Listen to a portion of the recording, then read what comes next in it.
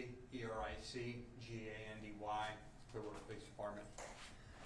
Got the extreme displeasure of calling this media briefing today to discuss the arrest of a Clearwater Police Department officer.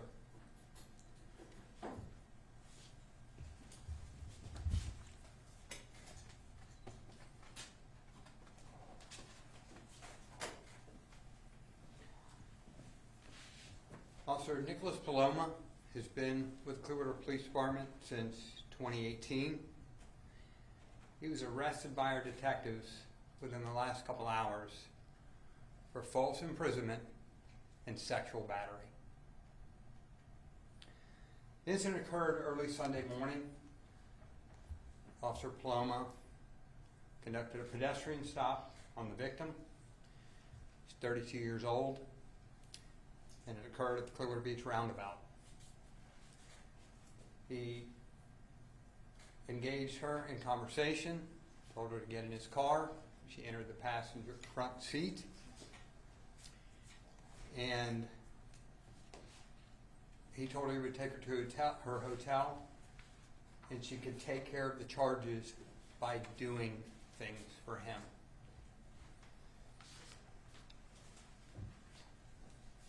Officer Paloma even made efforts to defeat our ability to track his vehicle.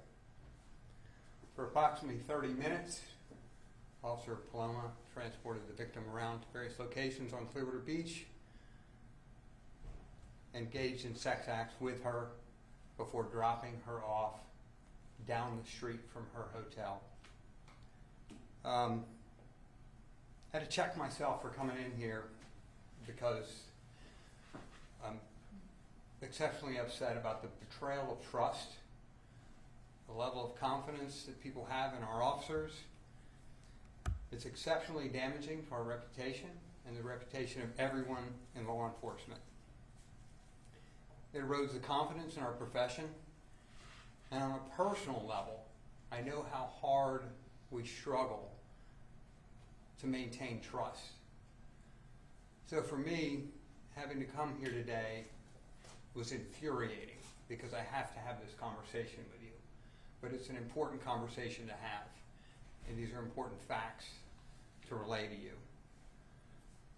I thought about it on a personal level. I thought about what we tell our own kids, what you tell your kids if you're ever in trouble, find a cop. So I have to make it really clear, obviously, by the fact that our detectives worked tirelessly since very early Sunday morning, that we take this extremely seriously. And it's intolerable in this profession and certainly in the Clearwater Police Department.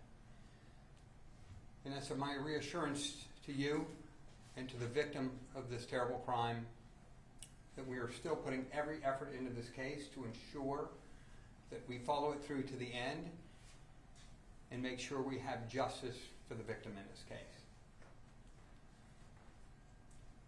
Clearly, I have to ask the next question, and that's why I put the officer's picture up, because we are still, as I said, actively investigating. We're asking anyone for information on this case or other cases to reach out to us at 727-562-4385. I've also reached out to FDLE and asked for their support in the event any other cases involving Officer Paloma come to light. I've got copies of the arrest advisories. I'm not going to get into the salacious details. That's not why I'm here. I'm just here to tell you that we have over 250 officers that work very hard every day to keep and maintain trust. And when something like this happens, it makes their job abundantly more difficult.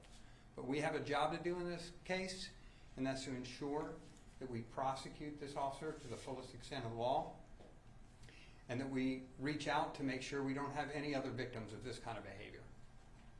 So as shocked and angry as I am, I still have a job to do, and that's communicate those messages. At the conclusion of this, we'll have like I said, the advisories, and I will answer a few questions related to this case, but I can't get into the specifics of the evidence and those types of things for obvious reasons. I can answer questions for timing and some of those other types of things, and I'll be glad to take them now. Did Paloma work at any other law enforcement entity prior to Clearwater, and did he have any other incidents on his record in any capacity? No, he didn't work anywhere else. I think he interned somewhere briefly, but he has no disciplinary record. Was the victim in this case a tourist? Yes, she was not from the area. She's invoked Marcy's law, obviously, and we won't be releasing any information on her. But she's been cooperating with the investigation fully. Has an incident like this ever happened in the Clearwater Police Department? Not that I'm aware of. Not that, where we've had to arrest one of our own under such horrible circumstances. You talked about he, I guess, turned off this tracker in the vehicle and you guys weren't able to see his location at the moment. How long did he leave it where he wasn't, able to be traced? Like I said, I can't get into all those details. That's just an overarching synopsis of what we know. He made efforts to defeat our attempts or our ability to see where he was. How did you find out this happened? Did the woman call 911? So our officers, shortly after all this had occurred, were called to a dispute, and it was the woman and a friend of hers were arguing, and she divulged shortly thereafter that this had occurred. Our officers took this quite seriously. They weren't quite sure initially whether it involved a Clearwater officer, but as that unfolded, I was notified very early in the morning by one of my command staff members, and we immediately initiated a criminal and administrative investigation and placed the officer on leave. Why do you fear that there may be other victims out there? We have to proceed in the abundance of caution. This is a guy who, under the color of law, took this action, and we have to be very careful to ensure that we don't have somebody else out there. We just don't know at this juncture. What time did she actually get in the car, do you know? Excuse me? What time did she actually get into the... So I'm going to bracket this thing from approximately 2:30 in the morning till 3:20 or so. So that's that's the best I can give you based on what we're working with in terms of not wanting to divulge very specific details. Is any entity outside of Clearwater PD involved in this investigation? No. Like I said, I have reached out to FDLE in the event other issues come to light involving this officer, and they're going to support our efforts in that if it should come to light. Is he in jail now? Yes. When he made the pedestrian stop, what was the reasoning for him approaching? Did he give a reason when he approached the woman? So yes, jaywalking. At the roundabout? Yes, correct. Okay. That really will conclude it for the day. We'll keep you updated with additional releases as more information becomes available. Again, this happened very early Sunday, and we worked diligently to get this done and move it forward based on the seriousness of the crime and the evidence that we were able to obtain.